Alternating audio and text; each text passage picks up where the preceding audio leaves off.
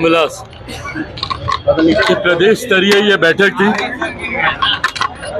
ये जानकारी पार्टी पहले ही साझा कर चुकी है कि आगामी 28 नवंबर को पार्टी के स्थापना दिवस के दिन पार्टी पटना के गांधी मैदान में एक बड़ी रैली का आयोजन करने जा रही है। एक लंबा समय हुआ। नमस्कार, मैं हूं साहिल कुमार। आर्यावर्त टाइम्स देखना शुरू कर चुके हैं आप। आपको बता दें कि आज जो है लोक जनशक्ति पार्टी रामविलास के कार्यालय में जो है कार्यकारी बैठक हुई। वहां पे जो है लोक जनशक्ति पार्टी रामविलास के राष्ट्रीय अध्यक्ष चिराग पासवान, जो कि वर्तमान में खाद्य एवं प्रसंस्करण विभाग में केंद्रीय मंत्री भी हैं, वो उनकी उपस्थिति वहाँ पर दर्ज हुई। आपको बता दें कि वहाँ पर उन्होंने कहा है पत्रकारों से बातचीत करते हुए कि 28 नवंबर को जिस दिन पार्टी की स्थापना दिवस है उसी दिन गांधी मैदान में जो है एक महा रैली का आयोजन किया जाएगा। जरा क्या कुछ कह रहे हैं केंद्रीय मंत्री चिराग पासवान, आप उनको वीडियो में सुनिए। ये जानकारी पार्टी पहले ही साझा कर चुकी है कि आगामी 28 नवंबर को पार्टी के स्थापना दिवस के दिन पार्टी पटना के गांधी मैदान में एक बड़ी रैली का आयोजन करने जा रही है। एक लंबा समय हुआ जब हमारे नेता आदरणीय रामविलास पासवान जी थे, उस वक्त पार्टी ने आखिरी बार गांधी मैदान में बड़ी रैली का आयोजन किया था। उसके बाद इस बार हम लोग ये आयोजन करने जा रहे हैं। चुनावी वर्ष भी है। अगले साल लगभग इस समय तक संभवतः नई सरकार का गठन हो गया होगा। ऐसे में गांधी मैदान से चुनावी शंखनाद की भी ये शुरुआत होगी।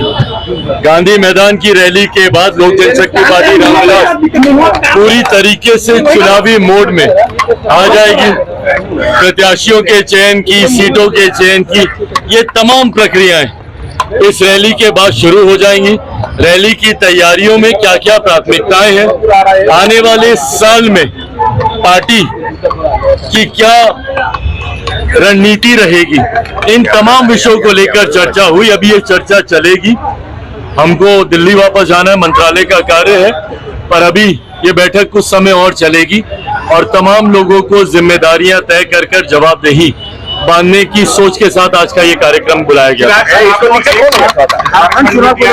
आपकी तैयारी 25 सीटों पे थी। और दूसरा सवाल, लेटरल एंट्री चाहे आरक्षण चाहे वक्फ बोर्ड का मुद्दा हो, कई मुद्दों पर आप तक सरकार से अलग स्टैंड रहा है, तो आगे भी नाराजगी है। भाई मैं एक बात मैं स्पष्ट कर दूं कि कई ऐसे लोग हैं जो चाहते हैं कि मैं और मेरे प्रधानमंत्री के बीच में दूरियां आए। मैं बहुत स्पष्ट तौर से कहना चाहता हूं कि उनका ये सपना कभी पूरा नहीं होगा। मैं मेरे प्रधानमंत्री से किसी भी तरीके के विवाद में जाऊं, ये संभव ही नहीं। मैं भी कई जगह देखता हूं कि झारखंड को लेकर एक सीट दी तो चिराग पासवान नाराज हैं। मैं, मेरी पार्टी ना सिर्फ खुश बल्कि पूरी संतुष्ट है कि भारतीय जनता पार्टी ने एक दूसरे राज्य में भी लोक जनशक्ति पार्टी रामविलास को वही सम्मान देने का काम किया जो सम्मान वो हमारे नेता आदरणीय रामविलास पासवान जी के रहते हुए देती थी। उन्होंने बल्कि इस बार तो और सम्मान को बढ़ाने का काम किया गया। 2014 में भी हम लोग को एक सीट दी गई थी झारखंड में लड़ने के लिए, शिकारी पारा की वो सीट। उस वक्त पार्टी बहुत ज्यादा संतुष्ट नहीं थी उस सीट के चयन से।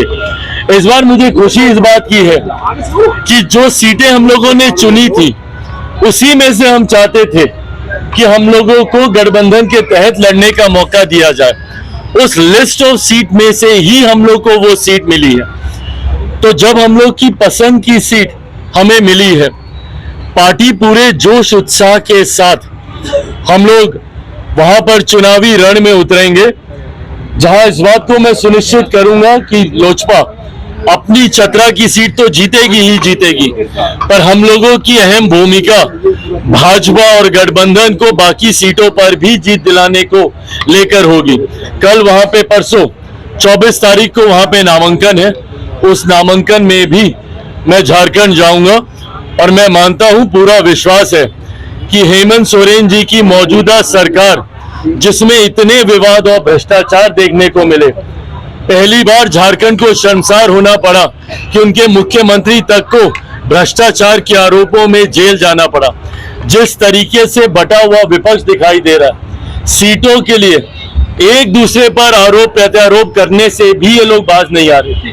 किस प्रकार का ये गठबंधन, जहां पे राजद कांग्रेस खुलकर एक दूसरे के ऊपर आरोप प्रत्यारोप लगा रहे हैं, तो जो गठबंधन एक दूसरे के साथियों को गठबंधन में चुनाव लड़ने तक का सम्मान नहीं दे पा रहा, तो कैसे एक मंच पर आकर एक दूसरे के वोटर्स को ये लोग कन्विंस करेंगे एक दूसरे के समर्थन में मतदान करने को लेकर। मैं मानता हूं तथाकथित इंडिया अलायंस की एक बड़ी हार जैसे हरियाणा में देखने को मिली, एक बड़ी हार झारखंड चुनाव परिणामों के बाद देखने को मिलेगी और एक मजबूत एनडीए की सरकार जो आज की तारीख में जरूरत है झारखंड के विकास को लेकर, वो सरकार हम लोग झारखंड में बनाने जा रहे हैं। इसमें कहीं कोई अभी आप वीडियो में चिराग पासवान को सुन रहे थे, जिन्होंने साफ तौर पे कहा है कि जी हाँ 28 नवंबर को लोक जनशक्ति पार्टी रामविलास की तरफ से पूरे कार्यकर्ता समर्थकों की तरफ से महारैली का आयोजन किया जाएगा गांधी मैदान में। उसके बाद उन्होंने कहा है कि विपक्ष चाहता है कि हमारे और हमारे प्रधानमंत्री के बीच दूरियां बन जाए और हम लोगों में फूट आए, परंतु मैं यह नहीं चाहता हूं। उन्होंने कहा है कि झारखंड विधानसभा में होने वाले चुनाव को लेकर अगर हमें एक सीट भी दी गई है तो हमें उसका कोई गम नहीं। हम लोग काफ़ी जो है खुश हैं और खुश इस बात से हैं कि कहीं ना कहीं हम लोग मजबूती से एकता और अखंडता बनाए हुए जो है विधानसभा का चुनाव झारखंड में एनडीए सरकार के साथ करेंगे। जी हाँ, आपको बता दें कि एनडीए महागठबंधन का ही एक घटक दल का हिस्सा है चिराग पासवान और उनकी पार्टी लोक जनशक्ति पार्टी। आपको बता दें कि उसके बाद उन्होंने विपक्ष पे निशाना कसते हुए कहा है कि किस प्रकार से जो है विपक्ष की, चाहे वो महागठबंधन हो या विपक्ष के पार्टियां हो या नेता हो, वो लोग सीट शेयरिंग को लेकर हो या चुनाव को लेकर हो, वो लोग एक दूसरे का सम्मान नहीं करते, एक दूसरे का हक छीनते हैं, अधिकार छीनते हैं। इस प्रकार की राजनीति जो है तो इस प्रकार के वक्तव्य के साथ हमारे साथ केंद्रीय मंत्री चिराग पासवान जी बने हुए थे। धन्यवाद। अभी आप आर्यावर्त टाइम्स देख रहे हैं।